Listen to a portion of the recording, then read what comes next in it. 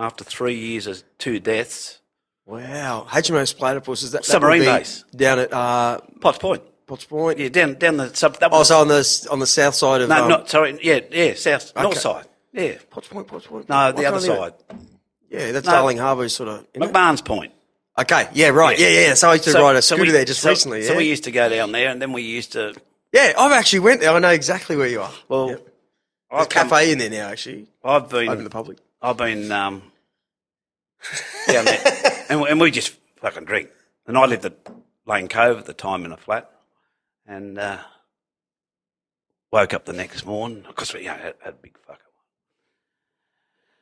And go to Berry's Lane where you put your bike in and that, and pull the old roller coaster door, and my government provided bike is not there. I've gone, fuck, did I lock it? Did we do it? I was worried. So pissed. And they said, you idiot. And I said, what? And they said, it's down at Platypus, but you can't get in because it's during the day, and you know that all the military. And I said, well, what do we fucking do? He said, go off sick. He said, well, get it tonight. So there's another guy, because we used to play football against the Navy and then have big piss-ups and that. We had a bloke called Mick Tarleton fell asleep on the submarine and went out the head. So, he was away for 2 days. Oh, my God. Yeah, he didn't get the sack, but that's North Sydney. We were fucking mad. Right, yeah. It's a physical better part of Sydney. Well, they're all good parts of Sydney, but North has some sort of looking over Sydney. You get a feeling of better than them. Those drinking, they were the maddest days. We had these 2 blokes. There was Mick Leeson and John Blackler, and they were both pissheads. So what they'd do is they'd take a mini square mini out, because they had no radios in some of them, so you couldn't get contacted. So what they used to do is go out and get on the piss. Anyway, What do you mean a mini? Like a car? Mini. Do they have police? Yeah. Did they? Yeah, A Mini Cooper sort of thing? Yeah, go and serve summonses. They go out and serve summonses all day. Wow. But with no radio, so they go and get on the piss. Right. You'd have months to serve you. So anyway, this day we've come into the upstairs office for the North Sydney traffic, just up from the police station, where the first floor. Go up there and there's this ruckus, and these 2 blokes, and they can hardly stand up, these 2 blokes. So they've had a blue because Blackler got Gleeson's pith helmet, the white pith helmet. Yep. He put it in the urn where you heat all the water up, and it just disintegrated. And Blackler got his hat and he did a shit in it. Oh.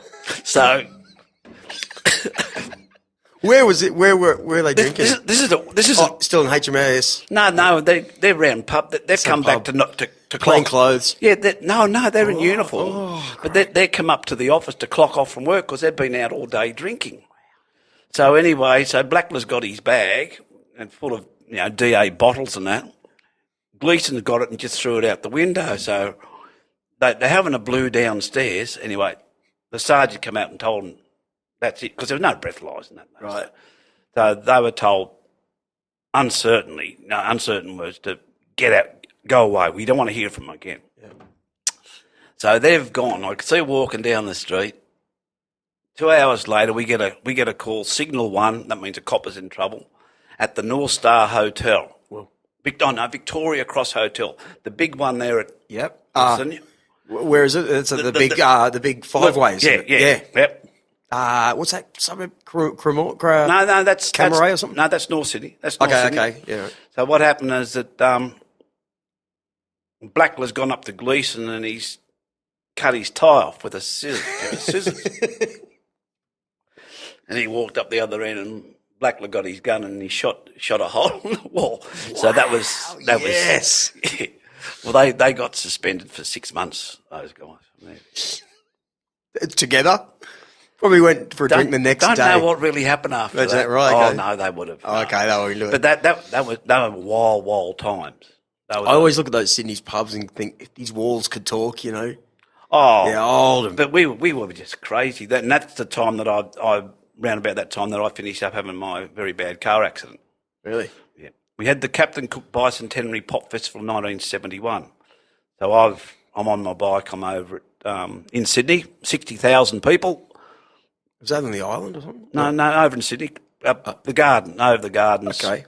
And I'm on duty, having Big Bill Hamilton will play for North Sydney, so having a beer with him, long neck beer. And you can't go out of your area, of course. So we didn't have phones on us those days. You only had car radios, and well, I heard there was a party on over at Manly. You can't go from North Sydney to Manly, not when you're on duty. Right. So I took the bike and went over there and had a few beers, and all of a sudden little Freddie from under my belt started talking to me because I had a girlfriend in Newcastle. Oh. So I apparently drove back to North Sydney and woke up 3 weeks later in Gosford Hospital. Wow. I had 2 years off work. I broke every bone in my body. Hit the Newcastle Expressway head on. Fell asleep pissed. It's it.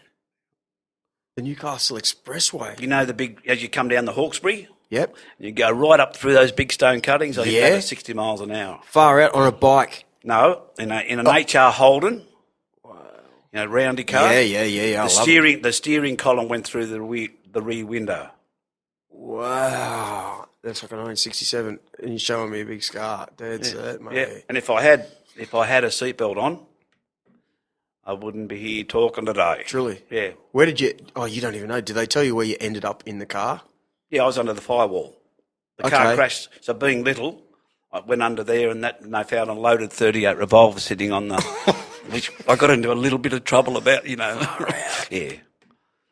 And I had 18 months recoup, and then 2 years they sent me down to Queanbeyan. Queanbeyan, oh. That's on the border of Canberra. Yeah, that's where Mark Webber, the F1 driver, is from. Yeah, I know that well. Yeah, he drives through there on the way to Melbourne. Well, I coached David Campese down there, the rugby union guy. Yeah. Well, he was the reason he got to Formula One is through David Campese. Well, he was in my under-10 team that I coached. Oh, classic story, mate. Yeah. Great. Queanbeyan, little small town, cold as buggery. Cold as buggery, yeah. We had a, and then kept on doing the same thing down there. Policeman. Yep. I remember the first time I got in there. How many years were you there? Sorry. I was in Queanbeyan for 3 years. Right. Could you walk all right? I finished up playing 300 games of rugby after that. Okay. Yeah. Broke everything and just most probably a little bit mentally. But so I joined the Queanbeyan Whites, which is the team down there. Campese was the under-10, so he finished up being a hero and going on to bigger things in life. And I played with Queanbeyan, and this is the story of the two girlfriends. All right. Well, here we go. I'm a very good fourth grade player. So first grade is first, second, third. Well, I was pretty good at fourth grade.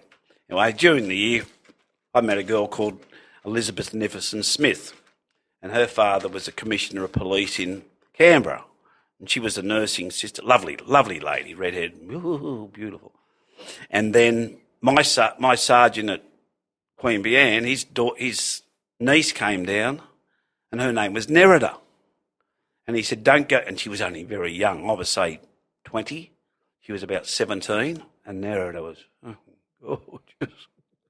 So he said, don't ever see her when I'm not around. So when he was at work, I jumped in through her window.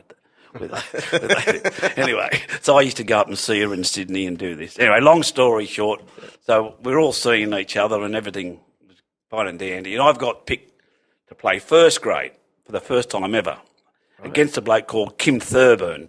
Finished up playing wing for Australia. I was a good third grader. Great. In front of 20,000 people, so I rang Lib up and I said, Lib, she said, no, I'm doing a double shift.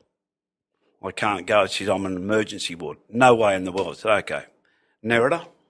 She said, I'll fly down. And I said, okay. So, and I'm as nervous as shit. 20,000 people. I'm nowhere near. I've got to play against this wing, this bloke out of position. As I've ran onto the field, there's these two girls standing there saying, that's my boyfriend. Shh. Yeah. Yeah.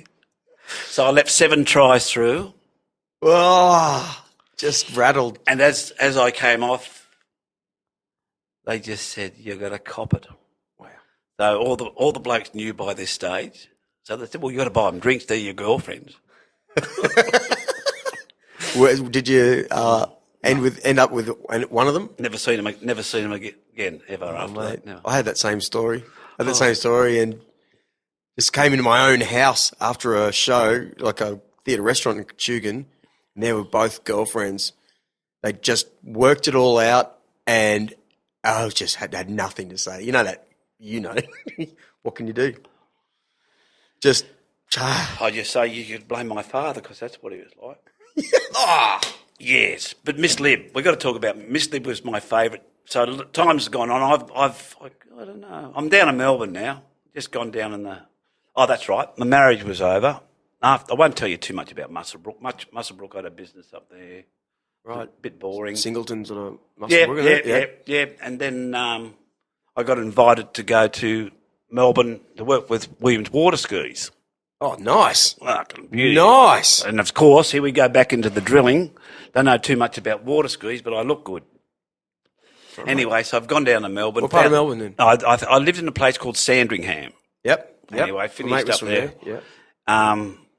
Remarried down there. I'm not going to tell you too much about that. But later on, I moved down to Mornington, and I met Miss Lib. And Miss Lib, she knew that I'd been separated for a while, and she was a local in town. This is one of a wonderful story. I've seen this girl around. You know how you just see a certain woman, you're in a town, you say, "Oh God." Anyway, don't know whether you ever met my mate James. Did you? The old bloke who was a drunk. I met a couple. Anyway, I was going through this marriage bust up, and I said to James, he said, "No," he said, "You can stay at my place right here." So I'm sorting everything out and doing this and doing that, and get that. So I went and bought a $100 suit, and I was brown, so you look gorgeous anyway. You don't look as though you're down on your luck, so that's what I did. Right. Anyway, I said, "Do you know a dentist?" He said, "There's about 12 in town." I said, "Oh, no, I'll go that one." Right. So I rock up in the morning, and I go to this dentist, and she slides this window, and I've gone, fuck, it's her. Wow. It really is this bloody woman. And I've gone, What was wrong with your teeth? Toothache. Okay. Oh, no, just to get them done up to make me look more gorgeous. Okay. That would be it. Gorgeous. Yep. Anyway, so by the time I got out, she was gone.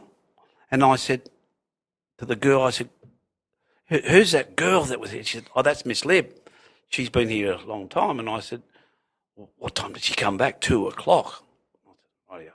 So I rang up at 2 and I said, it's patient number 1 here. She said, "I bloody well know who it is." And I said, "That's good." I said, "I'm ringing up to ask you out maybe one day." She said, "Why not Friday?" Yeah. So we go up to Beaches, our local little cheers bar, and looked at each other. She grabbed my hand. I said, "Oh, that's good." So we talked about. Was she actually doing the work in your mouth? No, she's a dental. Okay. No. Okay. Libby was reset later on. That would tick so many boxes. Oh, she likes my teeth. No. She likes me. Anyway, she'd been at that same place for 29 years, you see. She's got 5 sisters, all look like her. They're all aged from 30 up to 60. Oh, bloody funniest people. Anyway, Miss Lib and I, our first big date, we've gone down to... And she's real bushy, you know. She said, "Can you use a chainsaw?" No. She said, "Well, fuck off, get out of the road." Yeah. She got one. She had a Maori husband. She got one daughter from the same husband. Got one white and one black one. Okay. Yeah. From the same. Yeah. Right. Yeah. Both doctors now. Yeah. Anyway, so we go down to Rosebud to go to the movies because she said, "We'll go to the movies, then we'll come back and we'll have a drink." I said, "Yeah." And she said, "I'll do a sleepover." And I said, "Oh, yeah, beauty, okay." So I said, "Well, what's the use of going down and watch the Titanic? I know it sinks." And she went back, built me across the back and said, "We're going." So, so this was recently? No, this is This is in the 90s. This is how I met Miss Lib. Was there another Titanic